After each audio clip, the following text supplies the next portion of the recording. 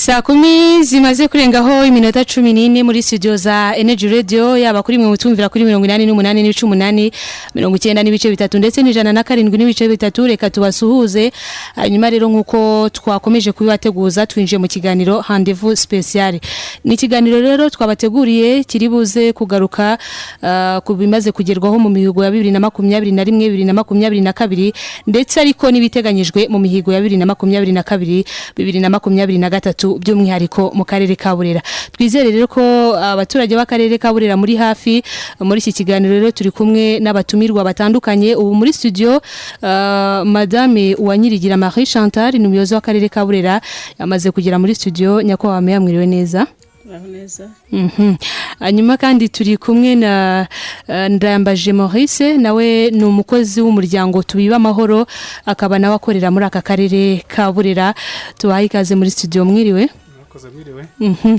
mwiriwe neza hanyuma rero turi buze no kwakira n'abandi batumirwa mu kanya gato araba harimo umuyobozi w'ishami ry'igenamigambi muri aka karere turakira kandi n'umukozi ushinzwe gukurikirana ibikorwa by'abafatanya bikorwa mu iterambere mu karere ka Burera ubwo ko baraza kuza bagera muri studio nabyo muri buze kwimenya hanyuma rero twabwiye ko muri studio turi kumwe na nyakwa meya w'akarere ka Burera reka dutangirane n'uyu muyobozi hanyuma twifuza kumenya cyangwa se n'abaduteza amatwi muri aka kanya tugiye kuganira kubijyanye n'imihigo ibimaze kugerwaho ariko nibyo duteganya tubanze tumenye ngo ese nyakwa meya iyo tuvuze ngo imihigo umuturage yakabaye yumva iki murakoze cyane banze suza abaturage b'akarere ka Burera badukurikiye kuri uyu mwanya ndetse n'abandi baturage muri rusange batwumva ngira ngo namwe mbashimire Energy Radio ko mwatwakiriye muri studio ndetse shimira n'abandi bafatanya bikorwa turi kumwe by'umwihariko tubiba amahoro ndetse akaba n'umuterankunga wacu unadufasha no mu gutegura imihigo cyangwa se n'ibindi bikorwa byose bijyanye n'ingengo y'imari by'umwihariko mu kudufasha mu gukusanya ibitekerezo by'abaturage no gukomeza kudufasha gukurikirana uburyo abaturage babona ibyo bagenda bagezwaho mbere yuko tujya ku mihigo no gusubiza ikibazo mwari mumbajije nagira ngo banze ngaragaze ishusho y'akarere ka Burera kugira ngo n'abadukurikiye batatuye mu karere ka Burera bamenye ko Burera na akarere k'icyaro gafite imirenge 17 harimo imirenge 6 ikora ku mupaka tukaba dufite abaturage bagera ku 397 n'abaturage 754 aho abarenga 50 ho gato ari ab'igitsina gore twakwinjira rero ku mihigo imihigo ni ibikorwa by'ingenzi cyangwa se ibikorwa by'indashyikirwa umuntu yiyemeza kugeraho mu gihe runaka yaba arabagize umuryango yaba arabafite icyo bahuriyeho mu kigo runaka bakumva bakwiye kugira icyo bagezeho kandi kigira impinduka mu iterambere rusange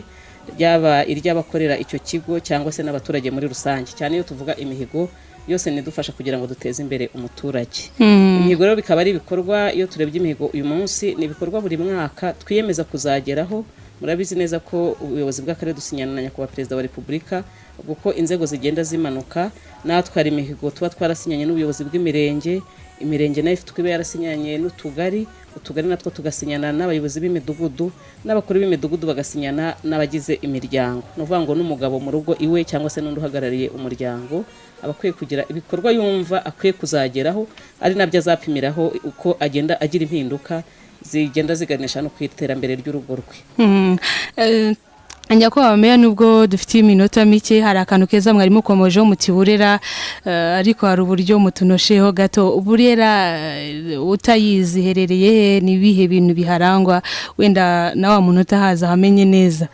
murakoze cyane Burera nkuko nari mbivuze ifite imirenge 17 ariko akenshi mu majyaruguru yayo hari umupaka ku gihugu cy'abaturanyi cya Uganda aho dufite ibirometero 63 byose duhana imbibi n'umupaka mu majyepfo yayo rero mu majyepfo y'Iburasirazuba duhana imbibi n'akarere ka Gicumbi mu majyepfo y'Iburengerazuba tugahana imbibi n'akarere ka Gakenke twajya mu burengerazuba bw'akarere ka Burera tukagira akarere ka Musanze nuko nguko rero ariko twareba nanone ibikorwa by'ingenzi biharangwa n'ubuhinzi n'ubworozi none hakaba n'abaturage bakunda umurimo cyane ariko nanone hakaba n'ubukerarugendo nkuko n'indirimbo bahoze bumva ibivuga murakoze cyane mwakomoje kumufatanya bikorwa wanyu ukomeye no muryango tubiba amahoro hanyuma ariko turi kumwe n'umukozi w'umuryango tubiba amahoro hano muri studio Maurice muri buze kutubwira ese uyu muryango uteye ute mufatanya mute n'akarere ka Burera murakoze ngira ngo umuryango tubiba amahoro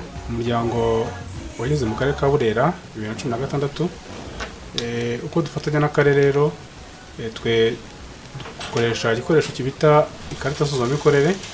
Iyo karita nsuzumamikorere niyo abaturage bakoresha bakaba bakusanya ibibazo bibabangamiye. Inyuma rero yo kubikusanya tubigeza ku rwego rw'akagari, kugeza ku rwego rw'umurenge, umurenge ukabigeza ku rwego rw'akarere. Iyo tugeze ku rwego rw'akarere nibwo tureba bya bibazo noneho tukareba ibibangamiye abaturage cyane kurusha ibindi, ndetse byagezwa no mu mihigo cyangwa se mu genamigambi by'akarere rikaba ryashakirwa ingengo y'imari. Ariko tubiba amahoro ntabwo yibanda kuri ikarita nsuzumamikorere gusa, kubera dufite n'indi twavuga nk'ishami rya agenda cyangwa se kurwanya ihohoterwa rikorerwa mu ngo. Iryo shami naryo rirahakorera. Dufite ibigo 3 bya Ruhuka, ariko ubu twabishyize ku rwego rw'akagari ku buryo ariho abaturage bagana ibyo bigo noneho bakareba ibibazo byabangamiye yaba amakimbirane mu ngo cyangwa se n'ubundi buvugizi twabakorera nabwo bakayabagezaho. Tukagira n'indi rero indi shami twavuga ko ari ry'amategeko kugira ngo abaturage babashe kumenya amategeko yaba yasohotse ari mashyashya bakayagezwaho, ariko n'ibijyanye n'ubutabera nabwo tukageraho inama. Bivuze ngo binyuze mu muryango tubiba amahoro umuturage w'akarere ka Burera abasha kuba umwe mu bategura imihigo binyuze muri uwo muryango, hanyuma iyo mihigo akaba ari izashingirwaho. Urebye n'iyo nzira, ariko akenshi twe dukora ubuvugizi by'ibibazo bagaragaje tukabigaragariza akarere kakaba kabishyira muri priorite z'akarere cyangwa se mu by'ingenzi akarere kagenderaho bishingiye bya bibazo by'umuturage yabagejejeho. Aha murakoze nkuko rero abaduteze amatwi nari nabikomoje mu kanya gato. Ubu noneho muri studio twakiye umuyobozi w'ishami ry'igenamigambi mu karere ka Burera abamuzi nka Prana yitwa Kazambaya François. Mwakwegera mikoro mukasuza abadukurikiye. Mwiriwe neza? Mwiriwe namwe. Turabakiye muri studio za Energy Radio. Murakoze. Aha turi kumwe kandi na Hakuzimana Pierre Damien, nawe yageze muri studio zacu n'umukozi ushinzwe gukurikirana ibikorwa by'abafatanya bikorwa mu karere ka Burera. Mwiriwe neza? Namwe tubaha ikaze muri studio. Ubu noneho twakwinjira mu kiganiro nyirizina dutangirane n'umuyobozi w'akarere ka Burera Madame Uwanyirigira Marie Chantal. Noneho ubu tugiye kwinjira mu igenamigambi ariko nanone muri iyi mihigo muduha ishusho rusange y'imihigo. Ese twavuga ngo imihigo izasozwa muri uku kwezi kwa gatandatu ubu muyigejeje, turashaka kumenya imibare ijanisha n'umuturage utwumva muri aka kanya w'akarere ka Burera avuge ngo noneho ya mihigo twagiye tugiramo uruhare binyuze muri wa muryango tubiba amahoro igeze he, ibimaze kugerwa noho ni ibihe mu mihigo ya 2021 2022. Murakoze cyane. Ndahera ku mubare w'imihigo dufite uyu mwaka tumaze gukusanya ibitekerezo byagiye bitangwa n'abaturage, ndetse tukanagenda tureba iby'ingenzi tugenda tunahuza ibyo bagiye batanga. Twafashemo ibikorwa 88, no kuvuga ngo ni imihigo 88 dufite mu gatabo k'imihigo ya 2021-2022. Imihigo myinshi rero iri mu gisate cy'imibereho myiza y'abaturage kuko dufite imihigo 55 muri ya 88, tukagira imihigo 17 mu gisate cy'ubukungu, tukagira n'imihigo 16 mu gisate kijyanye n'imiyoborere myiza. Ndagira ngo nibande rero kuri iki gisate cy'imibereho myiza kubera ko iyo urebye n'imiterere y'iyi mihigo ni imihigo dushyira mu bikorwa dufatanije cyane n'umuturage, hari uruhare rw'umuturage cyane rugomba kugaragara. Iyo urebye rero igipimo muri rusange tugeze kuri 65.5% twese iyi mihigo. Nkaba navuga ngo ntabwo iki kigero gishimishije, saba n'abaturage ko nyuma y'iki kiganiro tuza gukomeza gufatanya gushyiramo imbaraga kuko nibituba twagezeho tuba twafatanije kugira ngo nibura mu mezi nka 3 ari imbere tuzihemo n'igihe gisigaye cyo kuba twakwisuzuma ngo turebe aho twageze n'abaza kudusuzuma cyangwa se kudukorera isuzuma bazasange twaramaze kureba uko twebwe duhagaze no kwiha amanota bishobotse. Muri iyi mihigo ndavuga yenda imwe muri yo, imihigo myinshi nari mvuze ku mibereho myiza y'abaturage, urasangamo ya mihigo umuturage agira mu ruhare ndetse nuza gukora isuzuma agasaba ko umuturage aba yumva neza cyane, noneho akanareba ngo ese niki yafashije umuturage nikigejejeho. Yenda mpere nko kuri gahunda ya gira inka, dufitemo gahunda ijyanye no gutera intanga amatungo, inka tuba twatanze cyangwa se umuturage yiguriye, dufitemo umuhigo wo kubaka ibiraro kugira ngo inka zibe ahantu hameze neza, tukagiramo umuhigo wo gukingiza inka kugira ngo za nka ziba zatanzwe twizere n'ubuzima bwazo, kubera ko burya gutanga inka ni kimwe cyangwa se kuyigura, ariko gukurikirana ko izatanga umusaruro igatanga ya mata twifuza ko umuturage wese yagerwaho n'amata, abana bakabasha kuyabona kugira ngo turwanye n'imirire mibi, twizere ko azabona yafumbire nk'uko abyifuza, ariko n'igihe yaba akeneye kuyigurisha abone amafaranga kubera ko ni nk'isobanutse. Uyu ni umuhigo rero ubona ukomeye kandi abaturage bagiramo uruhare rukomeye cyane. Twajya mu bijyanye n'ubuzima, ubu dufite nko kubaka ikigo poste de santé yo ku rwego rwisumbuye mu murenge wa Ruhunde ni ya Gaseke, cyabaye icyifuzo cy'abaturage mu gihe hakusanwaga ibitekerezo byabo tujya gutegura ingengo y'imari ndetse n'imihigo, kubera ko ababyeyi baturiye muri Ruhunde by'umwihariko mu kagari ka Gaseke bakoraga urugendo rurerure cyane bagiye ku kigo nderabuzima cya Rusekera muri Ruhunde, abatagiye Rusekera bakajya mu kigo nderabuzima cya Rwerere nacyo kiri mu murenge wa Rwerere. Ahangaha rero icyifuzo cyabo cyahawe agaciro, natwe tubona koko birakwiye kandi birihutirwa, tubishyira mu mihigo. Iyo twubatse rero ikigo nderabuzima cyangwa se na poste de santé, duhita tugira n'indi mihigo. Kubyarira kwa muganga buriya ni umuhigo, kuboneza urubyaro ni umuhigo.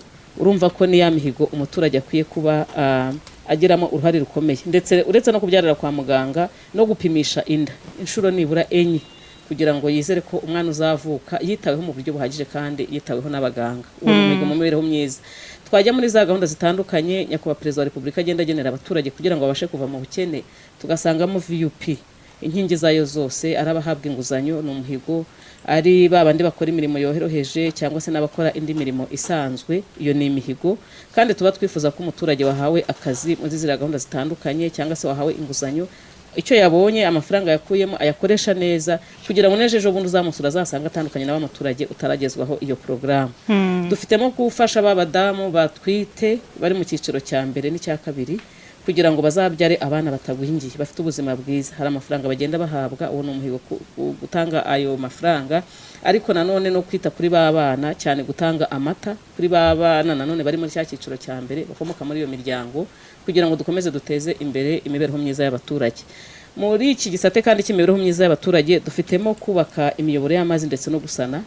Abaturage baturiye za Nyamicucu na Gashanje muri Kivuye barazi ko hatangiye gukorwa umuyoboro w'amazi witwa Nkururu mu bari Nyamicucu. Uyu nguyu ni umuhigo kandi ugeze ku kigero gishimishije kurenze 50%, nubwo tugeze kugira imbogamizi. Uyu muyoboro imirimo igasa naho ihagaze kubera ikibazo cyari cyaje mu batsindiye isoko bitewe n'amakosa yari yarakozwemo, bikasaba ko habanza gukosorwa, ariko imirimo yarasubukuwe kandi ugeze ku kigero gishimishije kugira ngo tuzabagezeho amazi meza, bitume guteza imbere isuku muri ya gahunda y'imibereho myiza, isuku ibashe kwiyongera.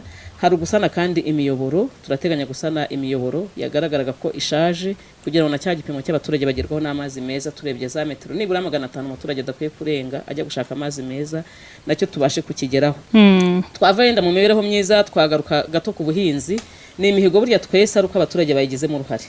Burya kenshi abayobozi ushaka gusanga no mu karere ntafitemo umurima, ariko iyo umuturage yahinze neza agakoresha inyongeramusaruro, yaba ifumbire zaba za mbuto z'indobanure, akenshi tugahuza ubutaka. Icyo dukora cyane n'ubukangurambaga ariko ushyirwa mu bikorwa cyane, uruhare runini rw'umuturage. Turashima rero abaturage b'akarere ka Burera ko imihigo bagenda bayishyira mu bikorwa, ariko guhuza ubutaka, guhinga igihingwa cyatoranijwe, bakadufasha kugira ngo iyi mihigo tubashe kuyigeraho. Twajya rero mu bijyanye n'ibindi bikorwa, ubu ngubu turi kubaka ibiro bishya by'akarere. Ni igikorwa kizadufasha mu gutanga serivisi inoze ku batugana, ubwo tuba twageze mu miyoborere myiza.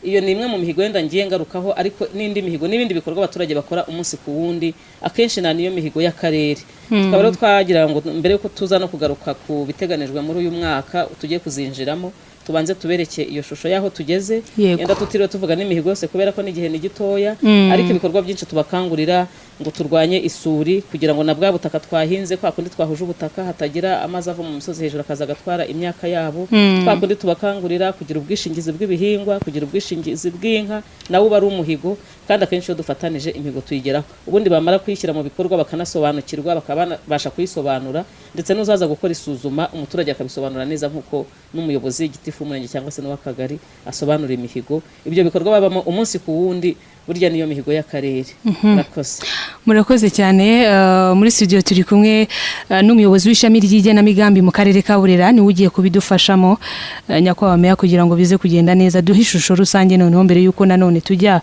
kubiteganyijwe. murakoze reka yenda tubanze dukosoreho gato ntago ndi umuyobozi w'ishami ry'igenamigambi ahubwo ndi umukozi ushinzwe gukurikirana ibikorwa no gusuzuma ibikorwa mu ishami ry'igenamigambi.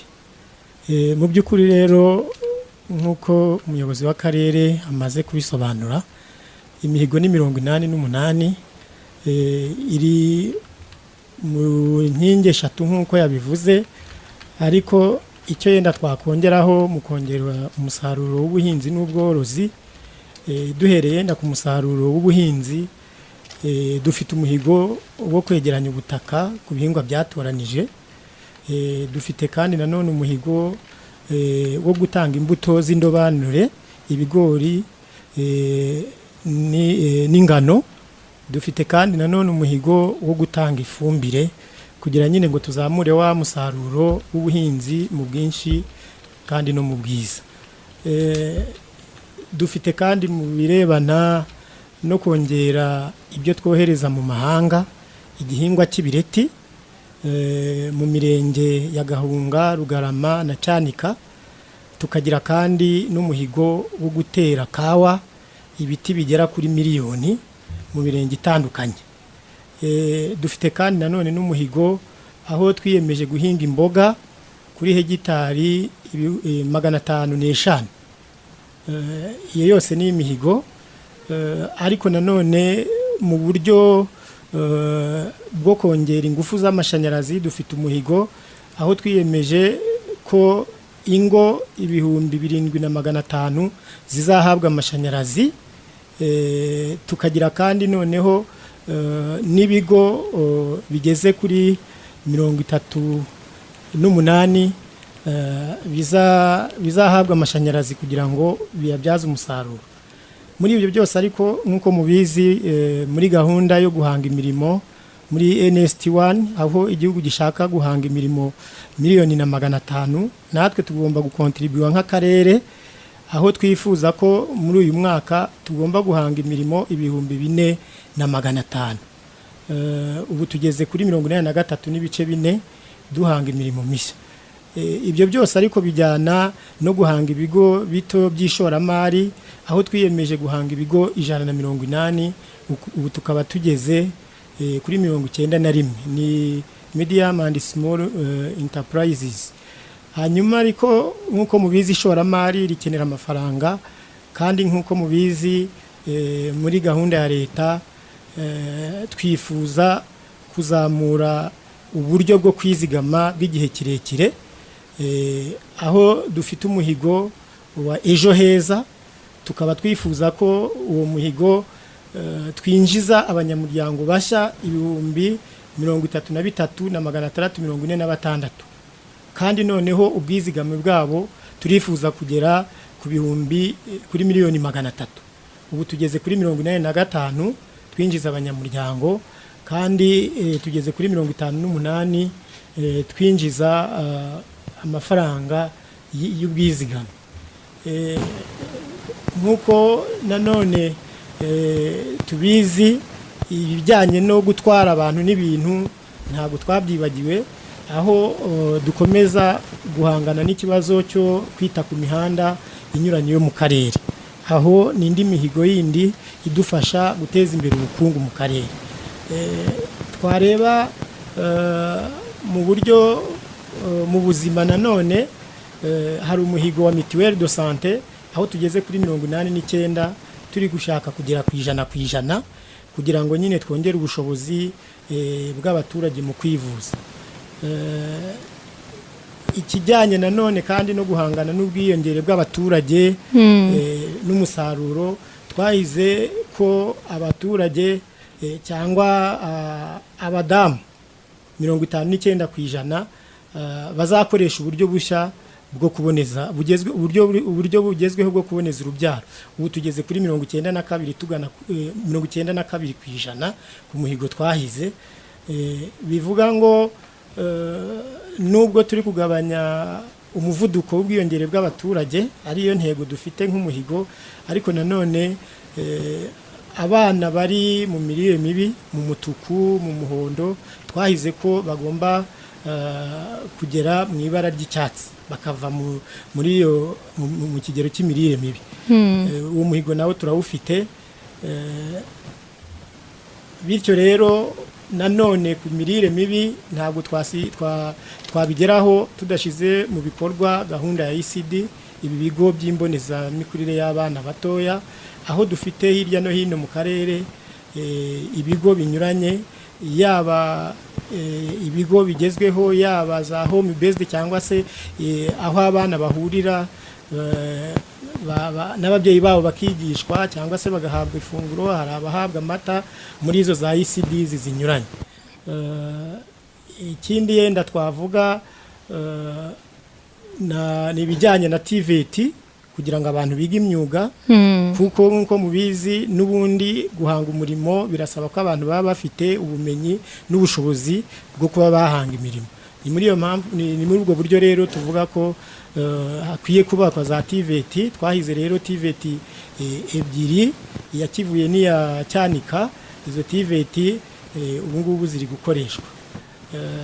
Bivuga rero nanone ko nubwo tuba tuvuga ngo abantu bige, dukeneye kumenya niba se abana bose bageze mu kigero cyo kwiga 100% bari mu ishuri. Uwo muhigo turawufite. Ubu ngubu turebye iriya system ikoreshwa SDMS mu ikoreshwa ryayo tugeze kuri 94.2%. Ikindi twavuga nuko abarimu bagomba gukora muri kondisiyo nziza, bagahabwa ibikoresho, bagahabwa imfashanyigisho, bagahabwa amahugurwa, ariko noneho umuhigo dufite nuwo kubahembera igihe ku buryo umushahara wabo ubagereraho igihe. Noneho kugira ngo tuhangane n'ireme ry'uburezi, dutekereza yuko aya masuzuma ahoraho akwiye koko. Tukaba rero dufite umuhigo w'icyo twita comprehensive assessment, haba mu mashuri yisumbuye, haba mu mashuri abanza ndetse n'ay'imyuga. Indi mihigo nyakubahwa meya yayigarutseho, yayivuze. Umuhigo wundi twavuga, nkuko mubizi, imihigo ni kuva ku muryango tukaza ku mudugudu, tukaza ku kagari, tukaza ku murenge, tukaza ku karere. Bityo rero dufite n'umuhigo wo gufasha inzego z'ibanze zegerejwe abaturage, umuhigo wo kubafasha kuyishyira mu bikorwa, aho twiyemeje kujya dusuzuma uko iyo mihigo ishyirwa mu bikorwa buri gihembwe. Ubu tumaze gukora igihembwe cya mbere cyari cyo kubafasha gutegura imihigo neza hakurikijwe inyandiko ngenderwaho ihari. Igihembwe cya kabiri rero twakoze isuzuma, n'iki gihembwe cya gatatu tuzarikora, n'icya kane turikore. Uwo muhigo rero ni umuhigo n'ubundi udufasha usibye gukurikirana imihigo y'akarere, ariko nanone gufasha inzego z'ibanze zishamikiye ku karere nazo gushyira mu bikorwa imihigo bahize. Undi muhigo tugiye mu nkingi y'imiyoborere myiza, tuzasangamo wa muhigo wo gukemura ibibazo by'abaturage. Iyo abaturage ibibazo byabo bikemukiwe ku gihe, murabizi baba bishimye kandi babana neza. Dufite rero nanone n'umuhigo mu rwego rw'ibarurishamibare. Buriya igenamigambi ni ngombwa ko rigendera ku mibare. Dufite umuhigo w'ibarurishamibare, umuhigo wa CRVS, aho tumenya abavutse, abapfuye, aho tumenya abashinze ingo nshya n'abatandukanye. umuhigo rero ni mwiza. Noneho rero ikindi mu gutanga serivisi mu buryo bw'ikoranabuhanga dufite n'umuhigo wo gukoresha irembo. Iyo yose ni imihigo iri mu mihigo 88 nk'uko nyakubahwa meya yabivuze. Yenda undi muhigo twavuga ni umuhigo wa Ndi Umunyarwanda. Uko mubizi tugamije gukomeza gushira mu bikorwa gahunda ya Ndi Umunyarwanda, haba mu mashuri, haba ku mudugudu, imidugudu yose 571, amashuri yose 135, gahunda y'itorero rirakora. Nicyo rero nakongeraho ku mihigo, tutibagiwe ariko ko inama z'umugenzuzi w'imari ya leta nazo tugomba kuzishyira mu bikorwa, ndetse no kongera ubushobozi bw'akarere twinjiza imisoro cyangwa se ibyo twita own revenues. Murakoze namwe nyakubahwa meya. Ni byiza ko iyi mihigo mwagiye muhiga muri kugenda muyesa, hanyuma ugeranije n'igihe gishize n'igisigaye kugira mu kwezi kwa gatandatu kugere. Hari icyizere ko iyi mihigo izaba yeshejwe 100%? Murakoze cyane. Navuga ngo hari icyizere kubera ko nshingiye no kuri ubukangurambaga dutangiye gukora tuzayigeraho. Ikizatuma tuyigeraho akenshi ni uruhare rw'umuturage. Nkurikije uko mwumvise imihigo iteye, imyinshi ni iyo dufatanya n'abaturage, kandi ntekereza ko abaturage ba Burera ni ndacogora mu mihigo niko izina ryacu ry'ubutore twitwa. Ubundi twavuga ngo ubufatanye n'iterambere rirambye. Nidufatanya rero ibikorwa byinshi umvise ko ari byo n'ubundi bakorera iwabo, natwe tugakurikirana tukabafasha aho bagize n'imbogamizi. Ntekereza ko ubwo ni nane cyo nabasabaga kugira ngo dushyiremo imbaraga nko mu mezi nk'atatu gusa tube tuyesheje kugera mu kwezi kwa gatanu, none kwa gatandatu dusigare tubishyira ku murongo neza. Murakoze cyane. Tugikomeje rero n'ikiganiro, reka duhe umwanya Kuzimana Pierre Damien, nawe ari muri studio zacu, ni umukozi ushinzwe gukurikirana ibikorwa by'abafatanyabikorwa mu karere. Hanyuma Jafuze kutwemerera tubwire imikorere n'imikoranire y'akarere n'umuryango tubiba amahoro mu karere ka Burera by'umwihariko. Murakoze. Reka mbabwire ko izina nitwa Kizayezu Petero Damian nk'uko mwari mumaze kubivuga. Abandi umukozi w'akarere ushinzwe guhuza ibikorwa by'abafatanyabikorwa mu iterambere. Icyo namanza kugira ngo mbabwire nuko abafatanyabikorwa b'akarere ka Burera bose bafatanya mu guteza imbere imitangire myiza ya serivisi ndetse no gukorera mu mucyo. Akaba nayo ntero cyane cyane Jafu yemiriza imbere. Jafu rero ikaba ari urwego ruhuza abafatanyabikorwa bari mu byiciro nka bine. Hari ibigo bya leta n'imishinga ya leta, hari imiryango itari ya leta, hakaba n'imiryango ishingiye ku myemerere, ndetse n'ubuyobozi bwite bw'akarere kuko ni nabwo buhuza ibyo bikorwa. Bakaba rero muri iyi mikorere mureke manze mbabwire wenda mu byo uru rwego rukora, nze kuza wenda kugana ku byo twibiba amahoro dukorana nabyo kuko biri mu miyoborere myiza. Mu rwego rw'ubukungu ni uvuga ngo abafatanyabikorwa ba mbere dufite n'abikorera, bakaba bagira uruhare cyane cyane mu gutanga imisoro ndetse no gutanga akazi. Tugakurikizaho ibigo bya leta byunganira ubuyobozi bw'akarere, nko gutanga amashanyarazi, gutanga amazi. Dufite sitasiyo ya RAB ya Rwerere ifasha mu gutanga ubumenyi mu bijyanye no gutubura imbuto z'ibirayi n'ingano, bigafasha abaturage b'abahinzi kubona imbuto nziza ndetse no kumenya ubumenyi no kugira ubumenyi buhamye mu mihingire. Tukagira noneho n'abandi bafatanyabikorwa badufasha mu kubungabunga pariki y'ibirunga. Murazi ko ariyo shami pfundo ry'ubukerarugendo bushingiye ku ngagi. Akaba rero mubona ari igice cy'akarere ka Burera kibirunga. Tugira abafatanyabikorwa badufasha kubungabunga ririya shyamba. Tukagira nanone abafasha amakoperative y'abahinzi arimo kubaka ubushobozi bwabo no kubafasha kwisuganya kugira ngo bashobore gutanga umusaruro mwiza no kubabonera isoko bishize hamwe. Tugira rero n'abafasha mu kubaka ubushobozi bw'abaturage mu kwishyira hamwe mu bagira ibimina byo kubitsa no kugurizanya byubaka ubushobozi cyane cyane bw'abakiri abafite ubushobozi buke. ubwo ni mu gice cy'ubukungu no kubakira bamwe kubatoza imirimo ubumenyi butuma bashobora kubona imirimo ituma bashobora kubona uburyo bwo kwiteza imbere mu bijyanye n'imibereho myiza y'abaturage. Abafatanyabikorwa bacu bari cyane cyane mu gice cy'ubuzima. Murazi ko ibitaro bya Butaro ndetse n'ira kaminuza ibishamikiyeho byose twabibonye kubera ubufatanye nyakubahwa Perezida wa Repubulika Paul Kagame yagiranye n'abafatanyabikorwa bakaza kutwakira biriya bitaro ndetse n'ira kaminuza, bikaba biri mu bishobora gutuma twihuta cyane mu iterambere. Dufite abafatanyabikorwa bari mu burezi cyane cyane guhugura abarimu ndetse n'abayobozi bw'amashuri ndetse bagafasha no gutanga ibitabo bikoreshwa n'imfashanyigisho zikenewe. Dufite n'abarimo batoza abarimu kwigisha ururimi rw'amarenga rufasha kuzashobora kwigisha abana bavukana ubumuga bunyuranye.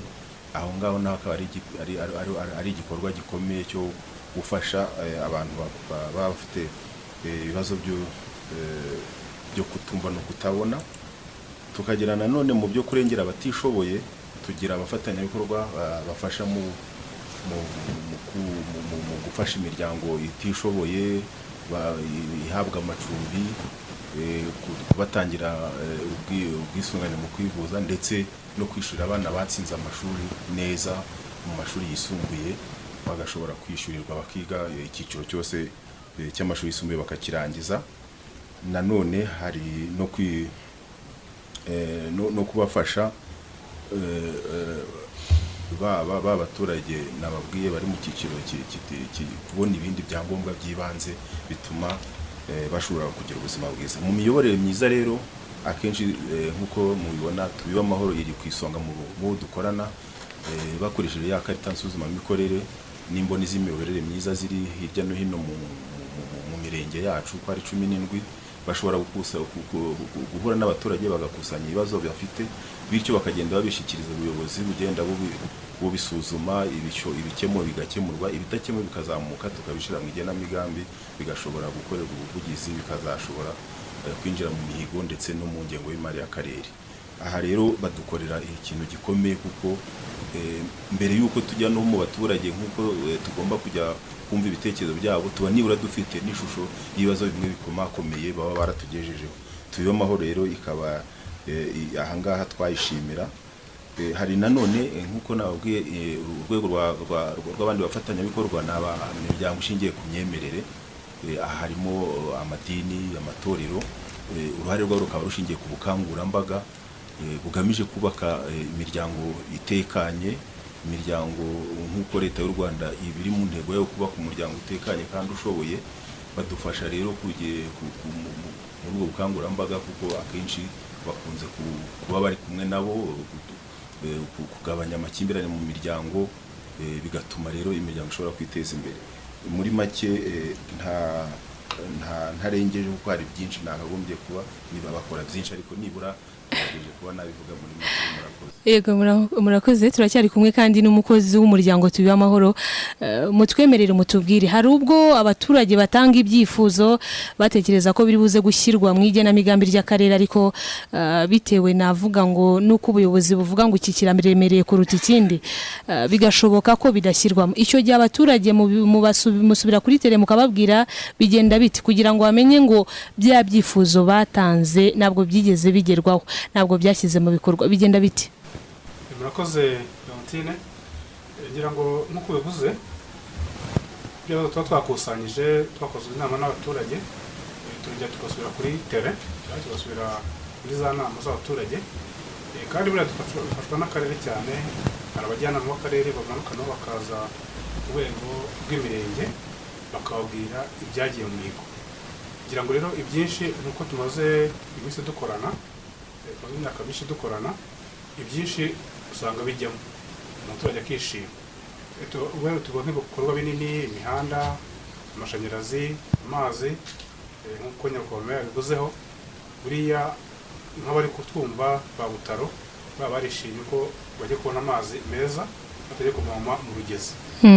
Ubwo rwose urumva ko dukora uko dushoboye nubwo nkuko abadoze Damien turi komisiyo ya bonne gouvernance ariko dufatanya cyane n'abajyanama yaba ku rwego rw'umurenge cyangwa urwego rw'akarere tukagira mu baturage tukabereka bya bibazo ko byagiye mu mihigo wenda bitabonewe ibisubizo cyangwa se bitabonewe ingengo y'imari nabwo bagerageza kubishyiramo mu yindi ngengo y'imari y'undi mwaka ugasanga rwose nta gisigara ikireka wenda ibinini binini bitabasha kubona ubushobozi ariko iyo by'umuturage ko ubushobozi butabonetse nabo barabyumva kandi bakagenda gushakishwa buhoro buhoro. Murakoze cyane. Nyakubahwa Meya, navuga ngo ni amahirwe kuba mwaje hano muri studio. Ni byiza twagize n'ikiganiro cyiza, navuga ko cyari gifite nk'ibice bibiri. Mbere tukavuga ngo ni ibiki bimaze kugerwaho mu mihigo twahize 2021 2022, ariko hari n'ibiteganyijwe mu mihigo 2022 2023. Mwagira icyo mubivugaho muri rusange kubiteganyijwe? Murakoze cyane. Nkomeza gushimira abaturage uburyo turi gufatanya muri iyi mihigo, ndetse twongera no kubabwira nkuko mwarimu bivuze, ubu twatangiye gahunda yo gukusanya ibitekerezo, noneho tuzashingiraho duhiga mu mihigo ya 2022 2023 cyangwa se dutegura n'igenamigambi ndetse no gutegura ingengo y'imari. Icyo twagira ngo rero tubasabe, nkuko dusanzwe dukusanya ibitekerezo by'abaturage, ubu twatangiye kubikusanya tugende no mu nteko z'abaturage, ndetse tunabahana feedback cyangwa se tubabwira ibyo bari baraduhaye mu mwaka washize. Uyu turimo dukurikirana iyi mihigo nkuko twayigarutseho, tubereka ibitarabashije kugerwaho, ndetse niba hari n'ibyo twabonye bikwiye kuzahita byitabwaho muri iriya ngengo y'imari tugiye kuzinjiramo tukabibabwira, ariko n'ibindi bitekerezo bishyashya dufite nabyo bakaba babitanga. Hari uburyo bwo gukusanya ibyo bitekerezo, hari ibyo twakira muri za nteko z'abaturage twatangiye gukora, tunashimira n'ubuyobozi bukuru bw'igihugu cyacu kuzi nteko z'abaturage zongeye gusubukura. Ariko nanone nkuko Maurice yarabivuze, hari n'abafatanyabikorwa cyane, abajyanama rusange b'akarere, hari abajyanama ku rwego rw'utugari, hari abajyanama ku rwego rw'imirenge. Buriya kenshi nanone ibitekerezo uko abaturage babikusanya bishyikirizwa inama njyanama y'akagari, ikabishungura ikabisesengura, ibyo ibona koko byazamuka bikwiye gukorwa ku rwego rwisumbuye bakabishyikiriza inama njyanama y'umurenge. Inama njyanama y'umurenge nayo irakusanya ibitekerezo byavuye mu tugari twose tugize umurenge, bakabishyikiriza inama njyanama y'akarere. Noneho bya bindi kubera ko abajyanama n'ubundi nanibo batora ingengo y'imari, nanibo dufatanya kureba neza imihigo nibyo twakorera abaturage, noneho bikazitabwaho tubijyanishe n'ingengo y'imari bayabonetse. Haba navuga ngo rero abaturage badufashe, bya bitekerezo byose babikusanye, baza abajyanama batoye hirya no hino mu mirenge ndetse no muri za nteko z'abaturage tugenda dutegura. Aho hose ni umwanya mwiza, ni urubuga batangiramo ibyo bitekerezo kugira ngo hatazagira na kimwe gisigara. Noneho ndetse n'abamufatanyabikorwa tubiba amahoro, nkuko n'ubundi muri ya karita nsuzumamikorere ko bagenda bahura n'abaturage, naho n'undi mwanya mwiza hirya no hino mu mirenge bakoreramo kuba batanga bya bitekerezo. Ariko nanone no kuri website y'akarere bashobora gushyiraho ibitekerezo. Abaturage bacu bagenda bagendana n'ikoranabuhanga cyane ko dufite namwe n'urubyiruko rw'abakorerabushake, aho babona ari ngombwa hose bagenda babyohereza kugira ngo byose tuzakomeze kuganira. Igihe tuzageraho cyo kubinoza, noneho tuzabe dufite ibitekerezo kuko bisobanutse, ndetse uretse n'abajyanama bafite n'ibyiciro bihagarariye abaturage. Hari icyiciro cy'abafite ubumuga, hari icyiciro cy'urubyiruko, hari icyiciro cy'abagore. Aho hose mu mahuriro abahuza, ni umwanya mwiza wo gutangira gutanga bya bitekerezo, noneho bikazaza byemejwe n'inama njyanama z'imirenge.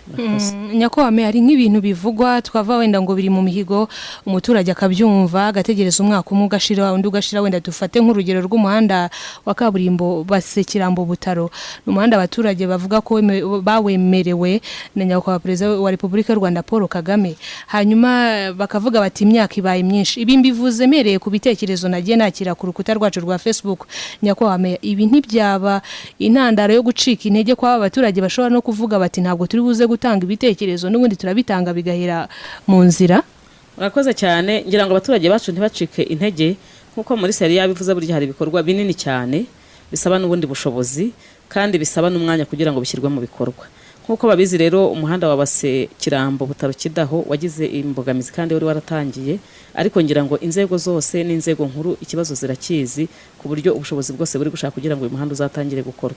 Nababwira ngo rero bashonje bahishiwe, barabizi neza ko Nyakubahwa Perezida wa Repubulika imvugo niyo ngiro, kandi icyo yemerera abaturage bagomba kukibona. Twavuga ngo ahubwo tube dukora bya bindi bisanzwe kandi tunashoboye, haba ku rwego rw'akarere haba no ku rwego rw'umuturage, noneho dutegereze twihanganye kandi uyu muhanda uzakorwa, ikizere kirahari. Hari ikibazo rero cy'umuriro kigenda kigaragara mu bice bitandukanye by'akarere ka Burera. Ibi nibyo nakusanyije byagiye bigaragara kuri page yacu ya Facebook. Nyakubahwa meya bavuga ko ngo babwira igihe kirekire n'imihigo yemwe murababwira bati twitabire, bakitabira mu gutanga ibitekerezo byashyirwa mu igenamigambi ry'akarere, ariko bigenda bite kugira n'abaturage, umuturage akeneye kumenya birashoboka ko mutabahaye umuriro kubera impamvu runaka, kubera ko mutabanze mugahera handi runaka kubera iyo mpamvu runaka. Abaturage baba bakeneye kumenya nyakubahwa meya, twagiraga ngo niki mu kigarukeho muri rusange, kuki kimwe gikorwa ikindi ntigikorwe, biba byagenze biti? Murakoze cyane, ndabanza nshimire n'abaturage bacu kuko bamaze gusobanukirwa cyane kandi ubona ko ibibazo babazana bijyanye n'iterambere muri rusange.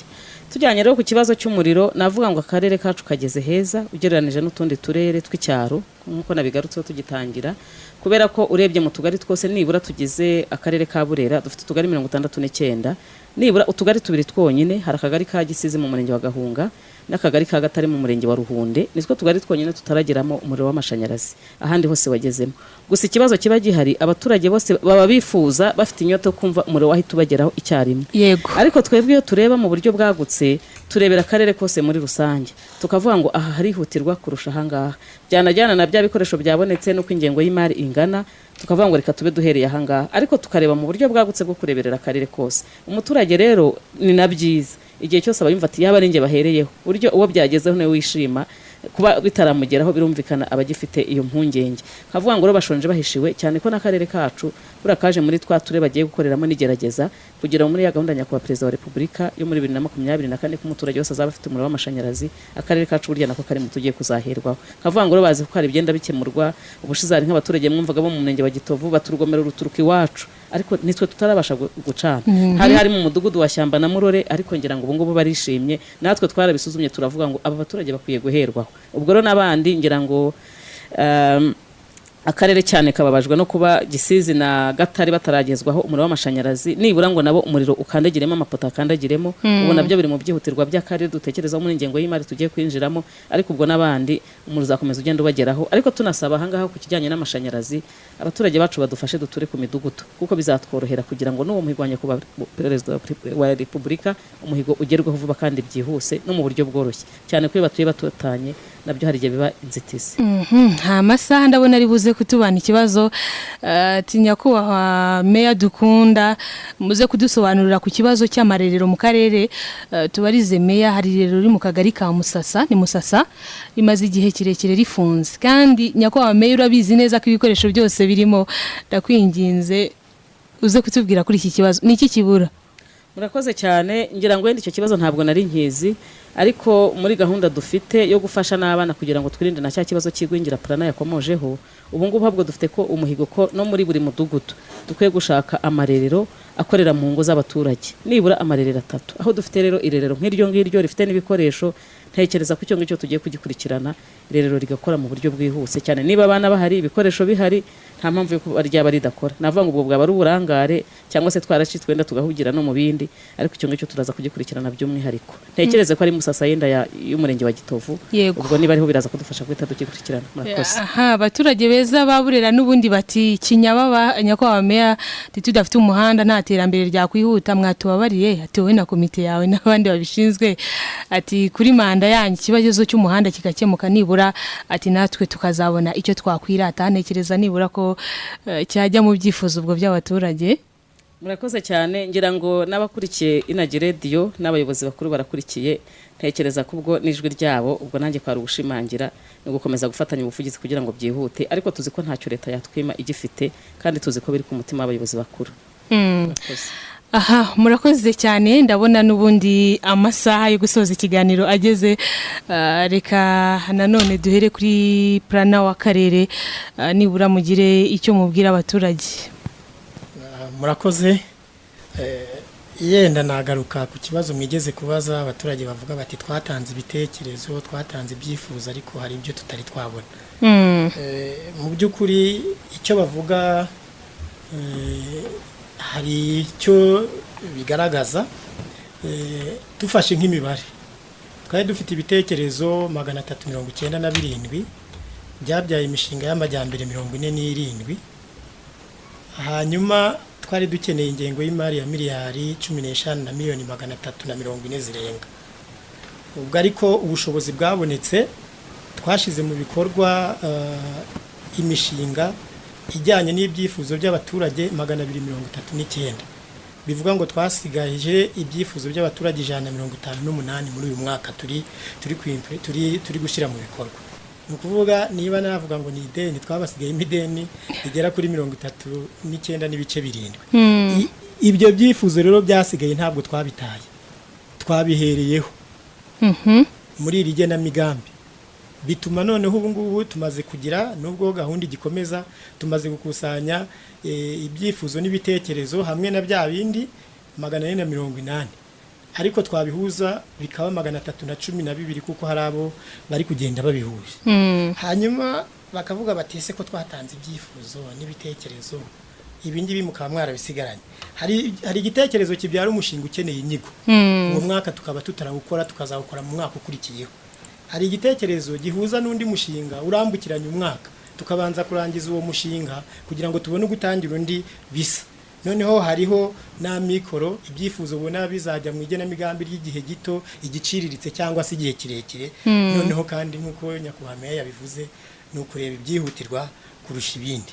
Numva rero babyumva neza muri ya feedback turi gukomeza gutanga niyo turimo tuzakomeza tubibasobanurire kandi tuzi neza yuko bazabyumva neza dufatanyije yaba inzego zose dukorana abafatanya bikorwa na kwa kundi dukurikirana kuva ku muturage kugera ku rwego rw'akarere. Murakoze. Jeff mu ijambo rimwe niki mwabwira abafatanya bikorwa b'akarere ka Burera? Murakoze. Icyo twabwira abafatanya bikorwa b'akarere no kumva inyota abaturage ba Burera bafite yo gutera imbere kandi bakaba nabo bafitemo inshingano zo kubibafashamo. Murakoze cyane Maurice, mufite akandi kazi ko kwegera abaturage mugakusanya ibindi bitekerezo bizashyirwa mu igenamigambi ry'akarere 2022-2023. Niki musaba abaturage? Murakoze Leontine, ngira ngo n'undi mihigo irakomeje.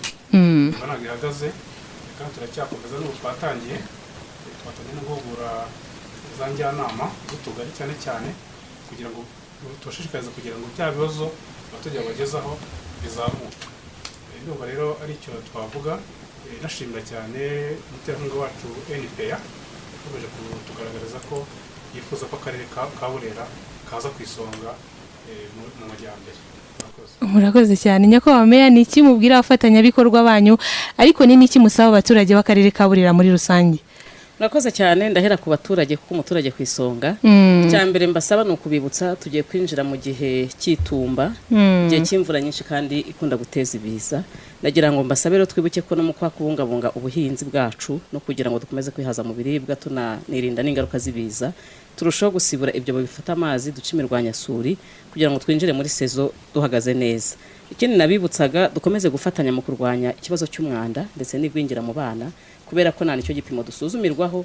Ntabwo bavuga ngo wesheje imihigo ufite ikibazo cy'umwanda cyangwa se n'imirire mibi. Ikindi nkabasaba dukomeze kurwanya ibiyobyabwenge n'ingaruka zabyo, barazizo zose ari amakimbirane n'ibindi ndetse no kwambuka umupaka binyuranyije n'amategeko. Abafatanya bikorwa rero ndabashimira cyane nkuko nabambanjirije bari babivuze, hagira ngo bakomeze kudufasha mu gusubiza byabazo by'abaturage cyane ko haba ubukangurambaga haba no mu bushobozi bw'amafaranga nabyo birahari. Dufatanye mu igenamigambi disubiza byifuzo by'abaturage kugira ngo turusheho kwesa imihigo. Murakoze. Twari mu kiganiro rero kigaruka ku bimaze kugerwaho mu mihigo ya 2021-2022 ndetse twarebye n'ibiteganyijwe mu mihigo ya 2022-2023 by'umwihariko mu karere ka Burera. Muri studio rero twari kumwe na Madame Uwanyirigira Marie Chantal n'umuyobozi w'akarere ka Burera. Nyakubahwa Meya, mwakoze cyane. Mwakoze cyane nabashimye. Twari kumwe kandi na Kazambaya François, n'umukozi ushinzwe gukurikirana ibikorwa mu ishami ry'igenamigambi mu karere ka Burera. Mwakoze. Murakoze cyane. Twari kumwe kandi na Hakizayezu Pierre Damien, nawe n'umukozi ushinzwe gukurikirana ibikorwa by'abafatanya bikorwa mu karere ka Burera. Mwakoze cyane. Namwe. Twari kumwe kandi na Ndayambaje Maurice, nawe akaba ari umukozi w'umushinga Tubiba Amahoro. Namwe mwakoze cyane. Namwe tubashimiye cyane, dushimira na Energy yemeye kutwakira. Musanze rwose imvura nisubira tuzagaruka. Murakoze cyane. Nanjye rero twari kumwe nitwa Ineza Leontine mu bikomoje neza cyane Maurice imvura igwa nisubira.